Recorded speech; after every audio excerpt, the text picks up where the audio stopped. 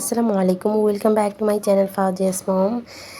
সবার হয়তো খুবই পছন্দের এই রেসিপিটা পাকিস্তানি একটি রেসিপি, পেশোয়ারি বিফ। তো আজকে আমিও তৈরি করতে চলে যাচ্ছি।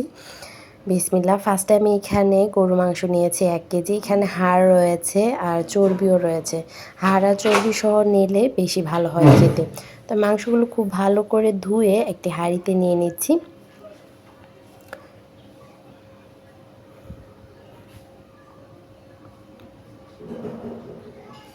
এবারে নিয়ে নিচ্ছি এখানে আস্ত আলু মিডিয়াম সাইজের 5টি,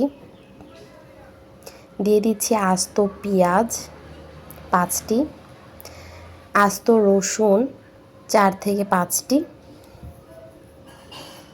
আর দিয়ে দিচ্ছি আস্ত কাঁচামরিচ 7-8টি।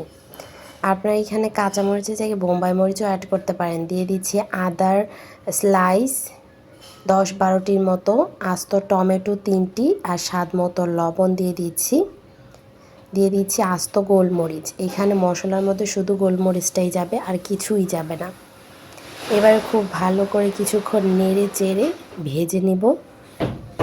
চুলার আঁচটা দিয়ে দিয়েছি। এভাবেই ভেজে নিতে হবে, এখানে আর কোনো কিছুই দিতে হবে না। যখন এই মাংসের কালারটা একটু চেঞ্জ হয়ে আসবে, তখন দিয়ে দিচ্ছি এখানে পরিমাণ মতো পানি। আর পানিটা কিন্তু একবারে অ্যাড করতে হবে, যাতে করে এটা খুব সুন্দর করে সেদ্ধ হয়ে যায়, প্লাস এটা মানে যতটুকু ঝোলটা থাকবে সেই পরিমাণে থাকে।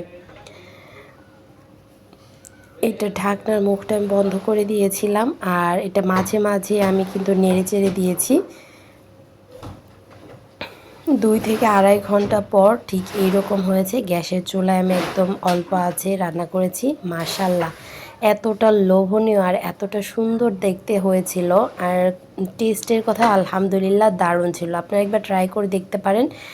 আলু, টমেটো, পেঁয়াজ, মাংস, রসুন সব এত সুন্দর করে সেদ্ধ হয়েছিল, আলহামদুলিল্লাহ। একবার ট্রাই করে দেখতে পারেন। সত্যি পেশোয়ারি বিফটা অসাধারণ খেতে। একদম খালি খালি এটা আরও বেশি ভালো লাগে খেতে। আমার কাছে পার্সোনালি খালি খালি খেতে বেশ ভালো লেগেছিল, বিশেষ করে এই ঝোলটা এতটা টেস্টি ছিল। তো আমার রেসিপিগুলো যদি আপনাদের কাছে ভালো লেগে থাকে, প্লিজ লাইক, কমেন্ট, শেয়ার করতে ভুলবেন না। চ্যানেলটিকে সাবস্ক্রাইব করে চ্যানেলটির পাশে থাকা অনুরোধ রইল। আপনাদের ভালোবাসা আমাকে অনেক দূর এগিয়ে নিয়ে যেতে সাহায্য করবে ইনশাআল্লাহ। আর পেজ থেকে দেখলে পেজটিকে ফলো দিয়ে পাশে থাকবেন। তো ধন্যবাদ সবাইকে, ভালো থাকবেন সবাই। আজ এ পর্যন্তই। আল্লাহ হাফেজ।